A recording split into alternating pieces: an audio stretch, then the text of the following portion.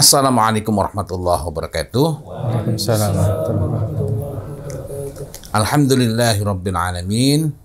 Bersyukur sekali kita kepada Allah Subhanahu wa taala yang masih memberikan kita kemauan, yang tetap memberikan kepada kita kehendak untuk mempelajari agama ini. Mudah-mudahan majelis kita ini menjadi majelis yang penuh barokah.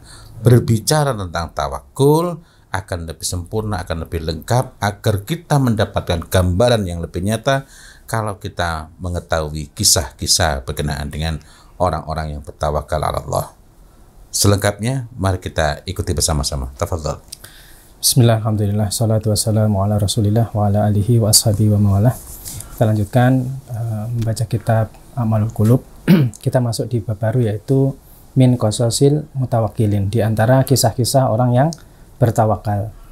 Qala musannif hafizahullah ta'ala, inna minal umuril lati takhusul abda ala tawakkuli ala Allahi wa ta'allaqa qalbahu bihi qira'atul qasasi salihina al mutawakkilin ala Allahi azza wa jalla. Kata beliau, sesungguhnya di antara perkara-perkara yang bisa mendorong seorang hamba untuk bertawakal ala Allah dan dia mengikatkan hatinya kepada Allah, itu adalah dengan cara membaca kisah-kisah orang soleh yang bertawakal kepada Allah azza wa jalla. Wa ma asabahum min na'mai, dan apa yang kemudian mereka dapatkan berupa kenikmatan-kenikmatan. Bisa babi sidqi tawakkulihim ala Allah, karena sebab tawakul mereka yang jujur kepada Allah Subhanahu wa taala. Wa ala ra'si haula ilmu tawakkilin Rasuluna sallallahu alaihi wasallam. Dan puncak dari orang-orang yang bertawakal kepada Allah itu adalah Rasul kita Muhammad sallallahu alaihi wasallam. Maka di sini beliau mengawali menyampaikan kisah dengan membawakan kisah Rasul kita, yaitu An-Nabi sallallahu alaihi wasallam wa sahibus saif. Nabi dengan seorang yang membawa pedang. Lama nazala Rasulullah sallallahu alaihi wasallam ma ashabihi fi wadin wa allaqa sayfahu fi sajaratin wa tafarraqan nasu fil wadi yastadilluna tahtas sajar. Ketika Nabi dan para sahabat beliau singgah di sebuah lembah, kemudian beliau gantungkan pedangnya di sebuah pohon.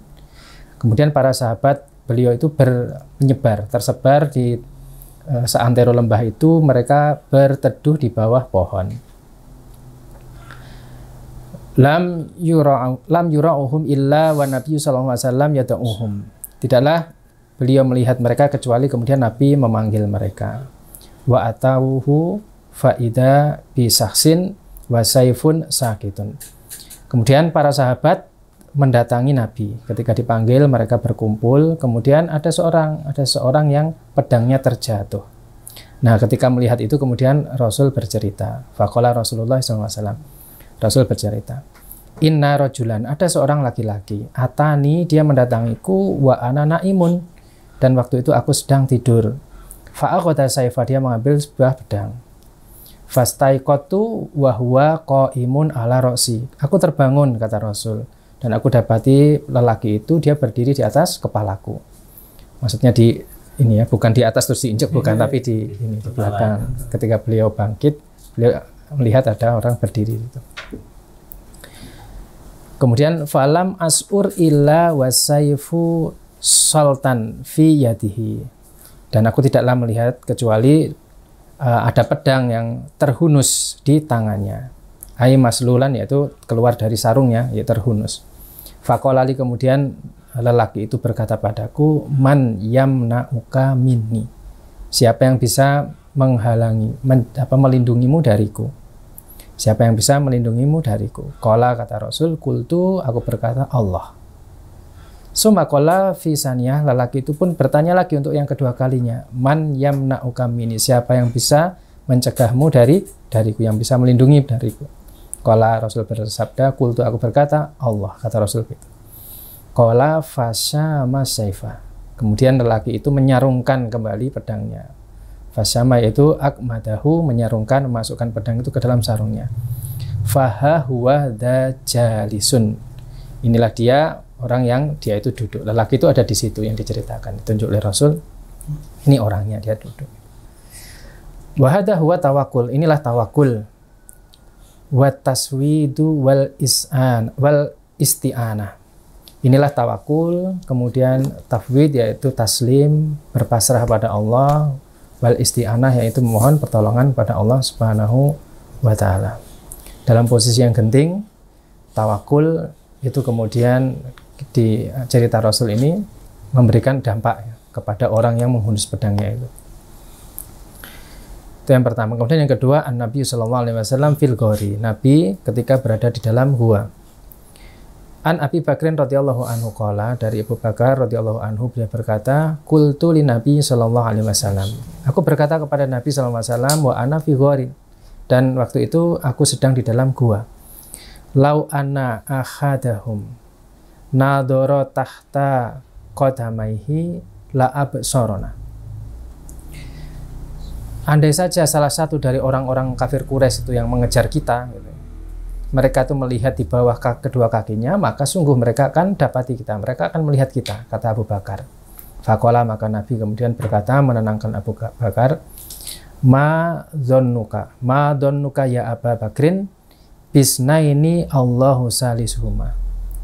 Bagaimana menurutmu Abu Bakar ketika dua orang itu sedang berduaan dan Allah menjadi yang ketiga di antaranya? Hada, kata beliau, huwa at-tawakul. Ini adalah tawakul. Dari ayat ini sendiri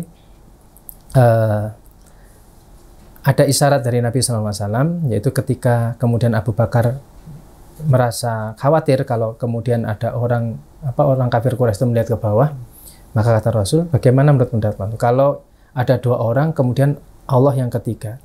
Artinya dua orang ini memang menyadari bahwa Allah bersama mereka. Karena di beberapa ayat, termasuk misalnya kisah Nabi Musa ketika terjepit itu, ada statement bahwa tidak usah khawatir karena Allah bersamaku, kalau Nabi Musa gitu. Kalau Rasul ini, innallaha ma'ana. Kita bersama Allah. Jadi ada kesadaran bahwa Allah bersama dia. Kecuali kalau misalnya ada dua orang kemudian dia tetap berpegang kepada strategi dia misalnya, sehingga dia tidak melibatkan Allah di situ, mungkin beda, kondisinya beda. Sehingga bisa jadi Allah akan membiarkan orang ini tidak menolong karena tidak ada keterikatan dengan Allah Subhanahu wa taala. Maka kata beliau, hada huwa tawakul, inilah tawakul, wa tafwid, dan ini adalah taslim, penyerahan diri. Yadharu fi awqatil azmati jaliyan wadihan, dan tawakul ini muncul, nampak pada waktu-waktu kritis, pada waktu-waktu genting, yaitu nampaknya itu jalian, sangat jelas, wadihan, gamblang. Yudhiru anna sahibahu qalbuhu muftarikun ila rabbi. Dan ini nampak ketika seorang hamba itu, dia hatinya itu tenang, itu merasa tenang, dia butuh kepada Robnya. Muftarikun, dia butuh kepada Robnya. Mutawakilun, dia serahkan atau bersandar alaihi kepada Robnya. Mufawidun amruhu ilahi, kemudian menyerahkan, mufawidun amruhu ilahi, menyerahkan urusannya kepada Allah Subhanahu wa taala. Khususan idza lam yakun hunaka asbabun tutakhadu illa tafwidul amri ilallah. Khususnya apa? Ketika di sana tidak ada sebab, tidak ada ikhtiar yang bisa diambil, tidak ada upaya yang bisa dilakukan, kecuali hanya berserah diri, menyerahkan urusannya kepada Allah Subhanahu wa taala. Dalam kondisi yang di ayat ini dijelaskan, itu sudah terjepit kan. Beliau berdua berada di dalam gua, dan kalau kita perhatikan dari redaksi hadisnya kan berarti posisinya di bawah. Karena andai saja ada di antara orang-orang kafir itu yang menengok di bawah kedua kakinya, niscaya akan melihat. Berarti posisi mereka di atas, dia ada di bawah. Dan ini posisi yang tidak menguntungkan. Kalau misalnya ketahuan, mau melawan itu lebih sulit gitu. Kecuali kalau beliau di atas bisa bertahan. Jadi ini posisi yang terjepit sebenarnya. Dan kita ingat kisah orang Suriah yang orang mana? Chechnya yang kemarin dibawakan oleh, itu kan juga sama. Dalam posisi terjepit, hanya bisa berlindung di tempat penyimpanan panennya itu, dan orang masuk di sana. Nah, saat itulah kemudian tawakul itu memberikan pengaruh pada dirinya. Pertolongan Allah itu datang. Dan ini beliau bawakan dua dari kisah atau peristiwa yang dialami oleh Nabi kita Shallallahu Alaihi Wasallam. Dan kisah yang berikutnya adalah al-mar'ah wa anazatuha, seorang perempuan dan kambing betina dia. Wahaka kisotun latifun, ini ada sebuah kisah yang lembut. Tadulu ala mada ahmiyati tawakul, yang menunjukkan tentang pentingnya tawakul. Wama yujnihi al-mutawakilu minal faidah, dan bagaimana kemudian dan apa yang didapatkan oleh orang yang bertawakul, faidah apa yang kemudian didapatkan oleh orang yang bertawakul. Rawaha al-Imam Ahmad rahimahullah, ini diriwayatkan oleh Imam Ahmad ani Nabi sallallahu alaihi wasallam, dari Nabi sallallahu alaihi wasallam. Beliau bersabda, inna imro'atan, sesungguhnya ada seorang perempuan, kanat fihi, dahulu dia itu ada di sini, yuksatu fi baiti asaro ilahi Nabi sallallahu alaihi wasallam. Nabi menunjuk sebuah rumah. Jadi wallahu alam, mungkin beliau sedang berjalan bersama para sahabatnya atau berada di dekat sebuah rumah. Kemudian beliau berkisah, dulu ada seorang perempuan di sini gitu. Beliau menunjuk sebuah rumah. Fa kharajat fi sariyatin minal muslimin. Perempuan itu keluar menuju ke kelompok pasukan dari kalangan kaum muslimin. Wa tarokat sintai asyrata anzan laha. Kemudian perempuan itu pergi dengan meninggalkan sintai, itu adalah bentuk mu'anas dari isnani. Jadi ada 12 kambing betina milik dia. Wasi siyataha, dan ini roda pemintal, alat tenun gitu ya. Sisianah itu alat tenun. Ai mikzalaha, yaitu alat pintal. Kanat tansiju biha, yang biasa dia gunakan untuk menenun. Qala, kemudian Rasul lanjutkan kisahnya, fafa qadat asnan, kemudian dia kehilangan seekor kambing, min ghanamiha, di antara ternak-ternaknya, wasi siyataha, dan kehilangan roda pemintal benang itu.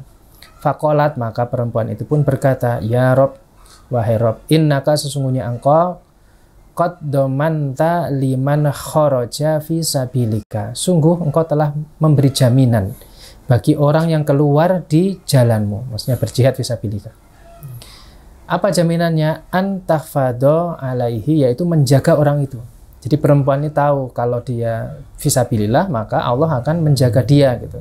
Maka ini kemudian disampaikan dalam munajatnya, ya Allah, sungguhnya engkau memberikan jaminan bagi orang yang keluar di jalanmu bahwa engkau akan menjaganya. Wa ini, dan sungguhnya aku qadamtu anzan, sungguh aku telah kehilangan seekor kambing betina min gonami, dari binatang ternakku. Wasi siyati, dan juga kehilangan roda pemintal benangku. Wa ini, sungguhnya aku ansyuduka anzi wasi siyati, dan aku memohon dengan sangat kepadamu untuk bisa menemukan kembali kambing betinaku dan roda pemintalku. Faja'ala Rasulullah SAW yadskuru syiddata munasyadatiha li rabbiha, dan Rasul sebutkan, dideskripsikan bagaimana perempuan ini memohon dengan sangat kepada Allah Subhanahu wa taala. Fa asbahat anzuha wa misluha wasi siyatuha wa misluha, maka kemudian Allah datangkan seekor kambing betina dan yang semisal dengannya. Kemudian Allah datangkan juga roda pemintal itu, alat pemintal benang itu, dan yang semisalnya. Maka kata beliau, faya subhanallah, hadihi allati sadaqat fi tawakkuliha ala Allah azza wa jalla. Ini perempuan ini yang jujur dalam tawakalnya kepada Allah. Lam yakhfadillahu subhanahu wa ta'ala laha anzaha faqat bal zadaha ad-dhi'fu bisababi sidqi tawakkuliha alaihi. Jadi Allah, karena orang ini, perempuan ini jujur dengan tawakulnya, maka Allah tidak hanya menjaga binatang yang kambing betina yang hilang itu saja, atau alat pemintalnya, akan tapi dilipat gandakan, dilipat gandakan, karena sebab jujurnya tawakul perempuan ini kepada Allah Subhanahu wa ta'ala. Jadi ada isyarat orang yang bertawakul, kalau misalnya dia kehilangan sesuatu, maka Allah akan ganti dengan sesuatu yang lebih baik. Berkali lipat ya. Iya. Kalau di sini kan ditunjukkan, misalnya dia kehilangan seekor kambing diganti dengan kambing yang sama dan semisalnya, berarti kan ada lipat ganda. Tapi bisa jadi di dalam situasi yang lain tidak seperti itu. Tapi bisa jadi nilainya yang berlipat ganda, meskipun barangnya mungkin tidak kembali gitu ya. Jangan kemudian terus kita, wah ini kehilangan misalnya gelas siji, wah engko oleh loro, tawakal wae.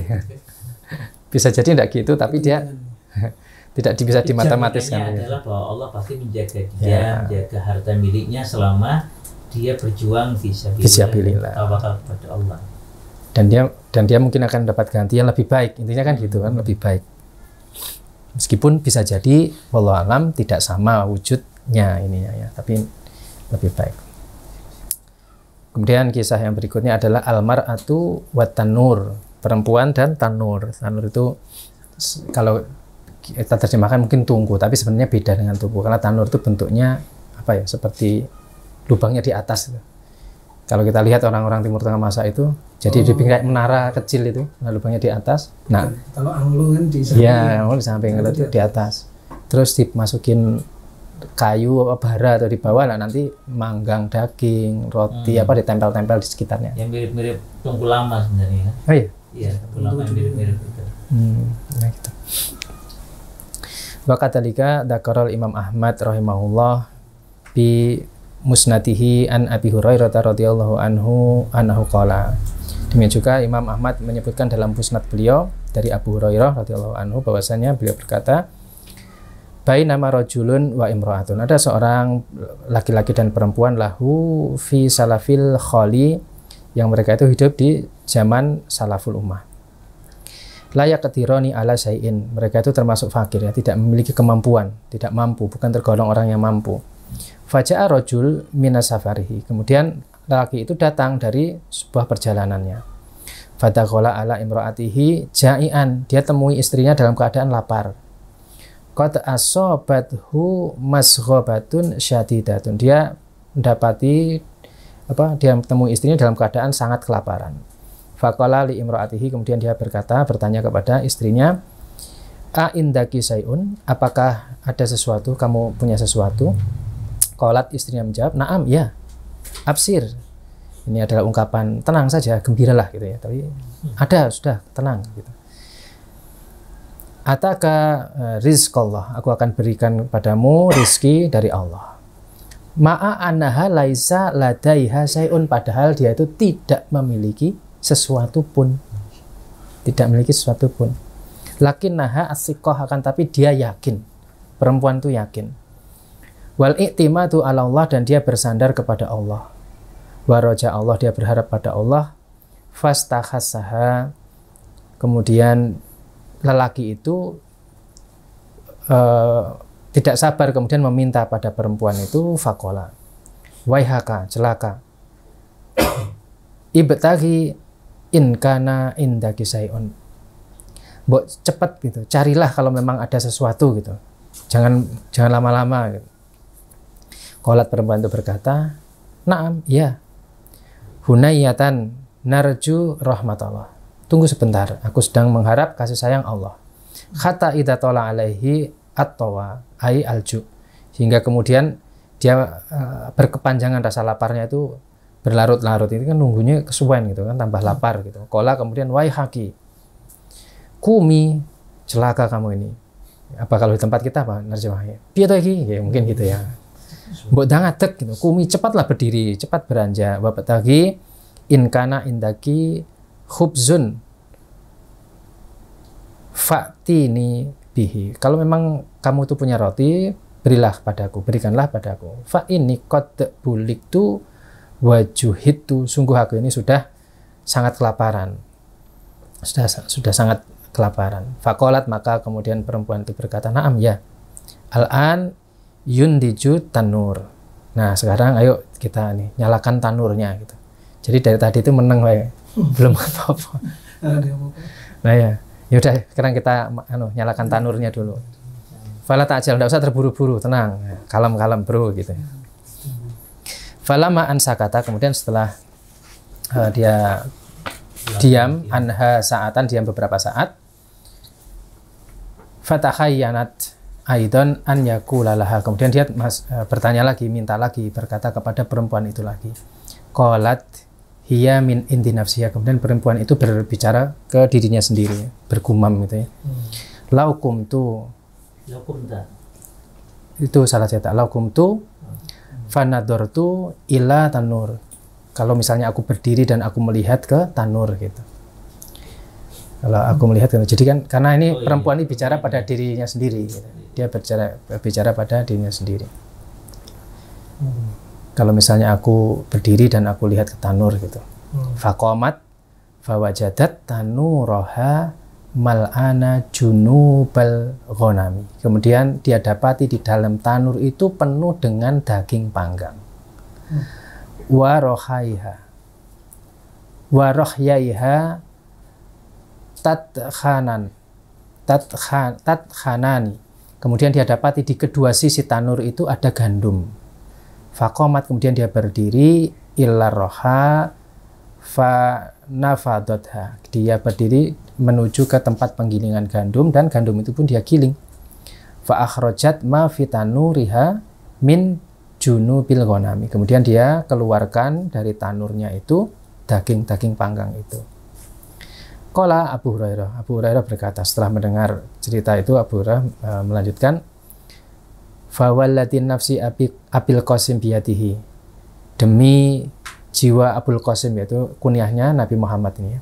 Demi jiwa Abul Qasim biyadihi, yaitu demi Allah, an qauli Muhammadin sallallahu alaihi wasallam, dari ucapan Nabi Muhammad sallallahu alaihi wasallam. Nabi Muhammad melanjutkan ceritanya, lau akhodat ma fi rohyaiha walam tankudha la tohanatha ila yaumil qiyamah. Kalau saja dia itu mengambil apa yang ada di dua sisi tanurnya itu dan tidak menggilingnya.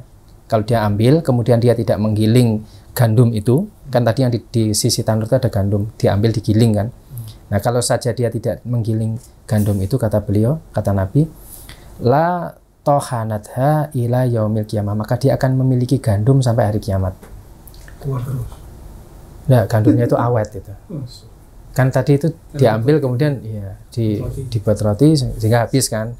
Kalau misalnya tidak dipakai, tidak dihabiskan, maka dia akan tetap punya gitu. Sampai hari kiamat. Nah, ini kisah perempuan dan tanur. Ini saya ketika membaca ini, terus kalau ini disampaikan mesti harus diberi keterangan. Jangan sampai kemudian kita merasa seperti perempuan itu, terus tenang bro. Dan level tawakal. Nah itu. Sehingga level bantuannya juga menyesuaikan level tawakal. Yeah. Tapi artinya memang pelajarannya memang. Ya, kalau seperti ini sih ada beberapa hal yang saya waktu itu masih akrab ya, kisah-kisah di masyarakat kita pada waktu dulu, yakni di kalangan orang-orang yang memang ahli ibadah, mau bikin pengajian, kok tiba-tiba yang datang banyak banget itu, datang banyak banget. Wah, ketika mereka kalang kabut dan kemudian, nah sudahlah masak apa yang ada, tapi apa yang dimasak itu ternyata mencukupi. Pada perhitungannya ini paling hanya cukup untuk 30 orang loh, kok yang datang lebih dari 100 orang ternyata mencukupi. Dan bisa jadi mungkin dalam bentuk lain, misalnya tahu-tahu ada orang nyumbang gitu kan.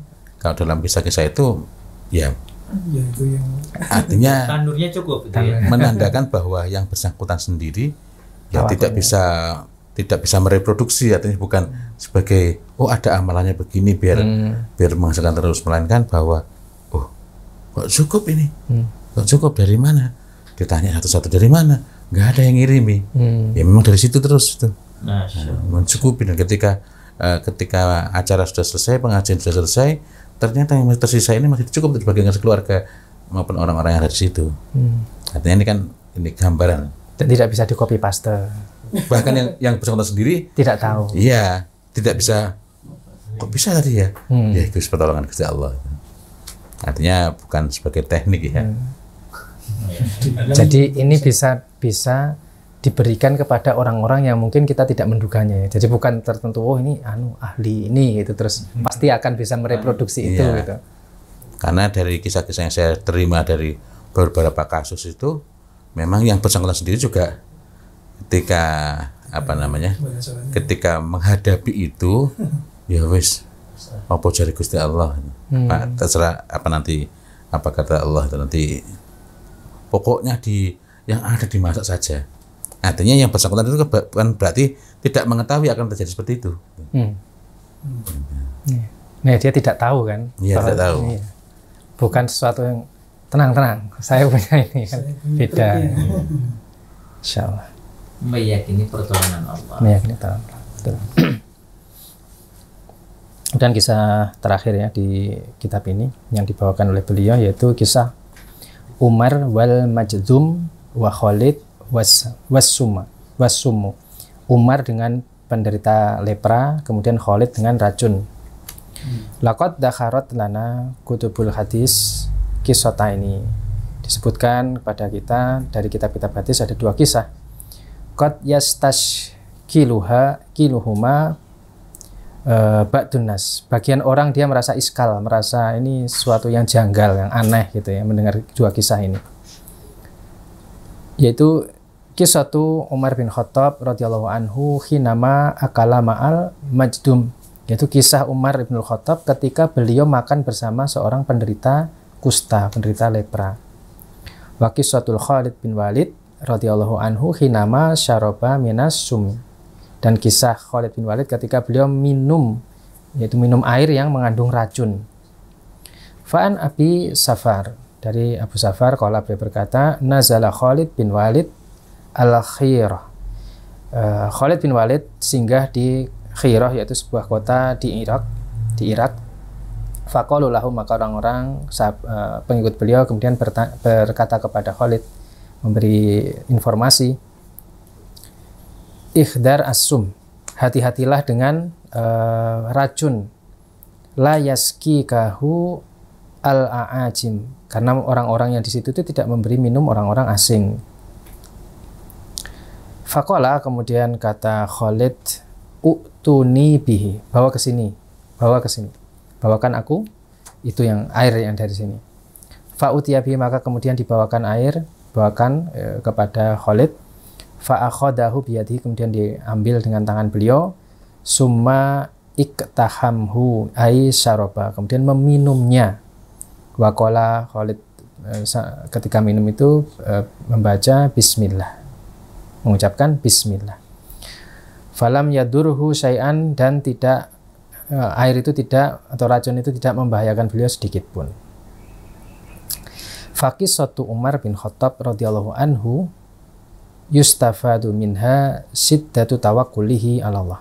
Dari kisah Umar bin Khattab, yaitu ketika beliau makan bersama penderita kusta, penderita penyakit lepra, dari situ bisa diambil faidah, yaitu berkaitan tentang kuatnya tawakul beliau kepada Allah. Wa dzakarul ulama taujihatin li hadhil kisah.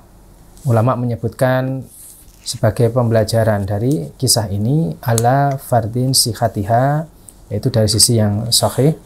Minha, diantaranya adalah yang pertama, anna Umar bin Khattab radhiyallahu anhu arada ta'kida ala nafyil adwa. Kenapa Umar bin Khattab makan bersama orang yang menderita penyakit lepra itu? Yaitu beliau ingin menegaskan tentang tidak adanya penularan. Walam yurid mukhalifata amri Nabi SAW bil firari minal Majdzum, bukan dalam rangka menyelisih perintah Nabi untuk lari dari kusta. Jadi untuk memberikan penekanan, penguatan bahwa ini tidak menular begitu. Nanti ada keterangan ya. Kemudian bukan dalam rangka menyelisihi perintah Nabi. Dan yang kedua, anna Umar bin Khattab radhiyallahu anhu arada muwasatal Majdzum li annahu naqisul khilqah. Bahwasanya Umar bin Khattab itu ingin muwasata, itu adalah takhfifu min husnihi wa masobihi, meringankan rasa sedih dan gundah gulana orang yang menderita sakit lepra itu, karena dia itu kan cacat ya, sesuatu yang membuat cacat fisik dia, sehingga beliau melakukan itu dalam rangka untuk mengurangi rasa sedihnya gitu, orang yang menderita itu. Dan yang ketiga, anna hadisa, bahwasanya hadis la adwa, yaitu tidak menular, innama semata-mata ya'malu bihi man qawiyya tawakkulihi 'ala Allah. Nah, ini yang perlu diperhatikan. Ini hanya berfungsi, hanya bisa diamalkan oleh orang yang tawakul kepada Allahnya itu kuat. Seperti Umar itu kan kuat tawakul kepada Allah, sehingga tidak membahayakan beliau. Amal hadis, adapun hadis firra minal majdum, larilah dari lepra, fa ya'malu bihi man dha'ifa tawakkulihi 'ala Allah. Maka ini diamalkan oleh orang yang dia itu tawakul kepada Allah yang lemah. Kan ada kasus penyakit. Satu penyakit disebut dalam dua hadis tapi dengan perlakuan yang berbeda. Yang satu dianggap tidak menular, yang ini diminta lari, menjauh gitu. Nah, Umar bin Khattab makan bersama itu tadi karena tawakul beliau itu sudah luar biasa, sehingga itu tidak membahayakan.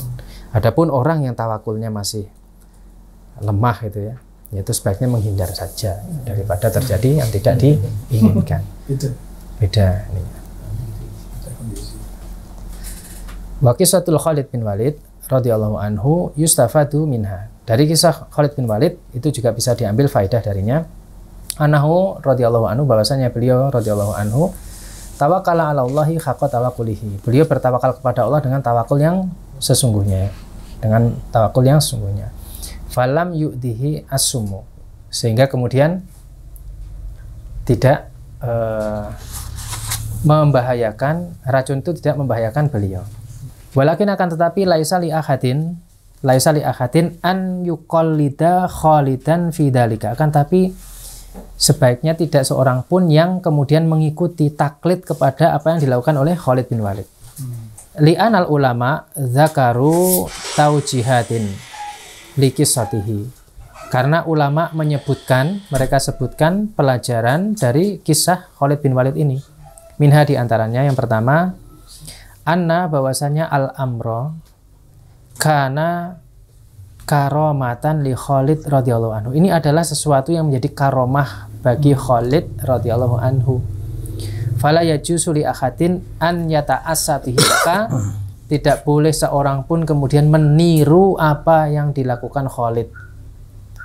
Tidak boleh meniru apa yang dilakukan Khalid. Sebagaimana tadi itu ketika Umar bin Khattab, beliau itu makan bersama penderita kusta. Jadi teringat dulu pernah ketika COVID, ada 2 orang mendatangi, kalau nggak salah di Surabaya, mana ini tidak nular, terus ayo ya, orang yang lagi COVID terus dihirup, lihat ya, dihirup terus meninggal. Iya, meninggal. Jadi kalau memang ini kisah ini terjadi pada Umar radhiyallahu anhu, terjadi pada Khalid bin Walid radhiyallahu anhu, beliau itu orang-orang yang memang tawakulnya luar biasa, dan tadi disebutkan di sini adalah karomah beliau. Dan tindakan itu bukan tindakan menentang, bersombong. Bukan. Iya. Kalau ini yang dilakukan Khalid ada landasannya. Kalau Umar tadi memang untuk menghibur orang yang ini ya, dan tawakal beliau kuat untuk menghibur orang yang sakit itu. Nah, apa yang dilakukan Khalid ini nanti disebutkan li'alla yaqtuluhu asmu. Karena apa? Kalau nanti orang itu mengikuti apa yang dilakukan Khalid, dia akan dibunuh atau terbunuh oleh racun itu. Itu yang pertama. Dan yang kedua, annahu, bahwasanya Khalid itu qad yakunu hunaka ahdun li Khalidin minan Nabi sallallahu alaihi wasallam. Nah, bahwasanya ada di sana itu jaminan bagi Khalid dari Nabi SAW. Nabi itulah menjamin, memberikan jaminan pada Khalid. Apa jaminannya? Allah yu'dihi as-sumu, bahwa Khalid itu tidak akan dibahayakan, tidak akan bisa dicelakai oleh racun. Tidak akan dicelakai oleh racun. Wa qad tawakkala Khalidun radhiyallahu anhu ala Allah subhanahu wa ta'ala fi dzalika fa syaribahu. Maka kemudian Khalid bertawakal kepada Allah karena mendapat jaminan dari Rasul. Kemudian Khalid bertawakal pada Allah, kemudian beliau meminum sehingga tidak masalah. Kemudian kenapa beliau melakukan itu ini? Ma warada fi ba'di riwayat. Ada yang disebutkan dalam sebagian riwayat annahu bahwasanya beliau innama fa'alahu melakukan itu semata-mata li ajli an yastaslimal a'da'alahu untuk membuat musuh-musuhnya itu menyerah. Khifadun ala nufusil muslimina wa amwalihim, ya dalam rangka menjaga jiwa kaum muslimin dan harta mereka. Jadi, sakti banget nih gitu. Wah, ini racun aja nggak bisa membunuhnya. Udahlah kita nyerah aja. Nilainya begitu. Akhirnya pasukan musuh itu udah nyerah. Racun aja nggak bisa membunuhnya, apalagi cuma kita. Nah, gitu. Allah. Jadi begitu. Kita selesaikan guys di bab terakhir yaitu penutupnya. Laqad tabayyana laka akhi ba'da hadzal kullihi idamu manzilati tawakkuli 'ala Allah azza wa subhanahu wa ta'ala wa ahmiyatihi. Dan sudah jelas, sudah gamblang bagi Anda saudara-saudara setelah paparan semua ini tentang pentingnya, agungnya kedudukan tawakul kepada Allah dan urgensinya atau pentingnya. Wa bayyana laka anna tawakkula 'ala Allahi la yunafil akhdi bil asbab. Dan sudah kita jelaskan bahwasanya tawakul kepada Allah itu tidak menafikan mengambil sebab, tidak meniadakan untuk mengambil sebab. Wa ana adamal akhdi bil asbabi la yusama tawakkulan. Bahwasanya tidak mengambil sebab itu, tidak adanya mengambil sebab itu tidak akan bukan tawakul, tidak dinamai tawakul. Tanpa mengambil sebab maka itu bukan tawakul. Wa innama yusama tawakulan. Tawakulan itu adalah tawakulan, bukan tawakul tapi tawakul, yaitu apatis. Wa anna tawakula innama huwa soni'ul battalina wal mutakasirina. Adapun tawakul yaitu apatis itu adalah perbuatan orang yang pengangguran dan orang-orang yang malas, para pemalas. Kalau tawakul itu adalah orang yang imannya kuat pada Allah, penyandaran iktimadu qalbinya itu kuat kepada Allah, sedangkan tawakul adalah perbuatan orang yang nganggur dan malas. Wa takarna laka hukma tawakkuli 'ala Allah, dan kami sebutkan hukum-hukum tawakul kepada Allah. Wa syai'an minal maqamatil lati amarallahu ibadahu fiha bi tawakkul, dan disebutkan juga makom-makom, tempat-tempat di mana yang Allah perintahkan hambanya untuk bertawakul. Wa aradna laka suwaron min qasasi man tawakkala Allahi haqqa tawakkulihi wa madza kanat natijatun hadza tawakkul. Dan kita sebutkan juga gambaran dari kisah-kisah orang yang bertawakal kepada Allah dengan tawakul yang sesungguhnya dan apa yang kemudian mereka dapatkan dari tawakulnya itu. Hadza batuma yasarahullahu fi maudhi'i tawakkul. Ini adalah sebagian dari yang Allah mudahkan dalam pembahasan tawakul ini. Nas'alullah subhanahu wa ta'ala an yaj'alana wa iyyakum minal mutawakkilin alaih. Dan kami mohon kepada Allah untuk menjadikan diri kami dan saudara-saudara sekalian termasuk orang yang bertawakul kepada Allah. Wa an yaj'alana minal mutawahhidin, dan menjadikan kita termasuk muwahhidin, orang yang bertauhid pada Allah. Wa an yaj'alna minal ladzina yaquluna bil haqqi wa bihi ya'dilun, dan semoga Allah jadikan kita termasuk orang-orang yang berkata dengan hak dan adil. Wa sallallahu wa sallam ala nabiyina Muhammadin wa ala alihi wa sahbihi ajma'in. Alhamdulillah kita selesai baca kitab bab tentang tawakul.